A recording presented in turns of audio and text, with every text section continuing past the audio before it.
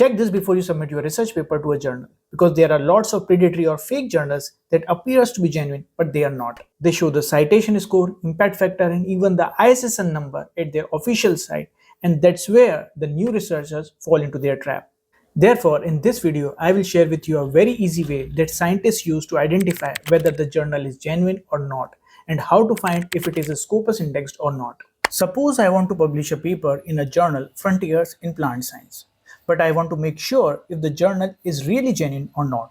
So I will copy the journal name or the ISSN number and search it in the Scopus database. But why Scopus? It's because it lists and indexes only the high quality peer-reviewed journals that meet the quality standards and are trusted by the scientists. From this drop-down menu, I will be choosing ISSN as I am searching using journal identifier. If you search it with the journal name, then choose the title option. Then click on Search Sources.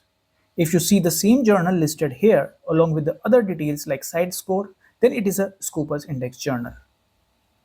Open it to read more details like since when it was indexed in Scopus, what is the subject area, the site score of the journal, and the SGR ranking. Now if you search a journal, let's say this one, and if you see the name but site score and other fields are unavailable, it means now the journal is discontinued from Scopus indexation and you should avoid. Now there can be some journals that are Scopus indexed but still won't appear in the web search. For this, you can try the next way. You can download the entire list of journals that are Scopus indexed so that you can quickly scan and filter the journal of your interest. Click on Scopus source title list and then download it from here. Here you will get list of all the Scopus index journals in Excel format along with ISSN numbers, current indexation status, and the duration of coverage.